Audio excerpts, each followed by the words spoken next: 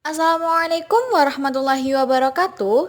Kami dari kelompok 2 akan memaparkan hasil diskusi kami mengenai kasus disintegrasi di Indonesia. Sebelumnya, perkenalkan anggota dari kelompok 2. Yang pertama yakni Emma Sospa Devitasari, yang kedua yakni Ayu Naimatul Mufliha, yang ketiga yakni Farin Nuzula Kusuma Wardani, yang keempat yakni Afifa Nurlaila Hesti Pratiwi, dan yang kelima yakni saya sendiri Ayu Lestari Dinia. Kali ini kita akan membahas mengenai judul dan sumber, isi pokok berita, kaitan dengan jenis integrasi, faktor penyebab disintegrasi, dan yang terakhir yakni tentang alternatif penyelesaian. Yang pertama yakni mengenai judul dan sumber. Topik yang kita ambil kali ini berjudul Hina Agama, Apolinaris Darmawan kembali masuk penjara. Topik ini bersumber dari news.detik.com. Pemaparan materi yang selanjutnya akan disampaikan oleh Saudari Fari Nuzula Kusuma Wardani. Kepada Saudari Fari Nuzula Kusuma Wardani dipersilahkan. Yang kedua ada isi pokok berita. Sosok Apolinaris Darmawan, seorang kakek berusia 70 tahun yang dijerat pasal 28 UU ITE karena melakukan penghinaan agama terhadap agama Islam di medsos. Ia mengungkapkan pada medsosnya, menjelaskan secara terbuka bahwasanya Islam itu bukan agama, melainkan ajaran sesat yang membiadabkan umatnya. Jadi pada tahun 2020 kemarin terjadi kasus penghinaan agama yang dilakukan oleh Apolinaris Darmawan, seorang kakek yang berusia 70 tahun di Bandung, Jawa Barat. Ia dijerat pasal 28 UU ITE karena melakukan penghinaan agama terhadap agama Islam di medsos, karena ia juga dengan sengaja dan tanpa hak menyebarkan informasi yang ditujukan untuk menimbulkan rasa kebencian atau permusuhan individu atau kelompok masyarakat tertentu berdasarkan sara. Apolinaris ditetapkan sebagai tersangka kasus ITE atas unggahannya yang diduga melakukan penghinaan terhadap agama. Dan pada bulan Desember tahun 2020 kemarin,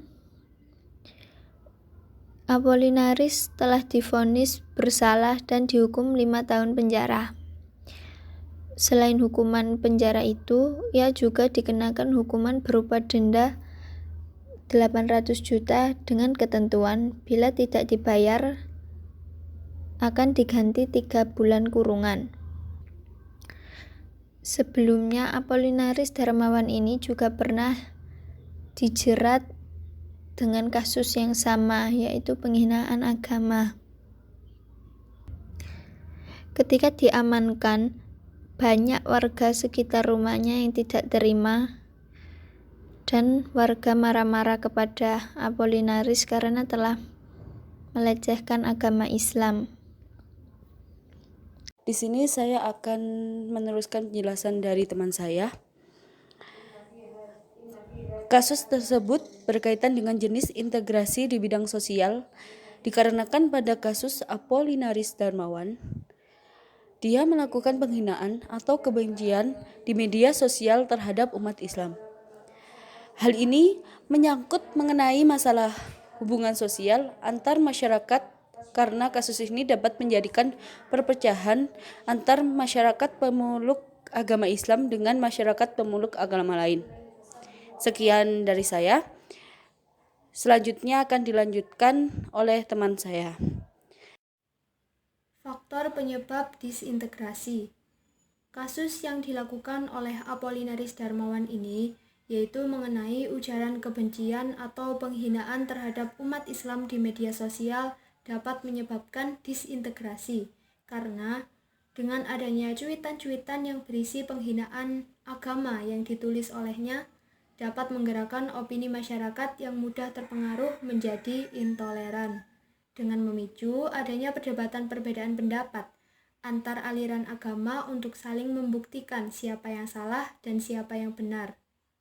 Kebanyakan dari mereka akan berdebat dengan keras, mempertahankan bahwa apa yang diyakininya benar, dan dengan berbagai cara, dan tidak secara objektif. Nah, sikap seperti inilah yang menjadi pemicu kesalahpahaman atau perselisihan serta permusuhan antar umat beragama khususnya di Indonesia. Dan poin yang kelima adalah alternatif penyelesaian dari permasalahan ini. Yang pertama, adanya tindakan penanggulangan kasus. Yang kedua, melakukan upaya pencegahan dari diri sendiri agar tidak terjadi lagi kasus yang sama. Yang ketiga, perlu adanya upaya peningkatan toleransi antar umat beragama. Yang keempat, masyarakat diharapkan tidak terprovokasi atas ujaran kebencian yang telah dilakukan oleh Apollinaris. Dan dalam menyelesaikan permasalahan ini, masyarakat hendaknya tidak main hakim sendiri serta menyerahkan permasalahan ini kepada berbagai pihak yang berwajib. Baik, itu saja yang dapat kelompok kami sampaikan. Terima kasih atas perhatiannya. Semoga dapat bermanfaat dan kurang lebihnya mohon maaf. Sampai jumpa di video-video selanjutnya. Wassalamualaikum warahmatullahi wabarakatuh.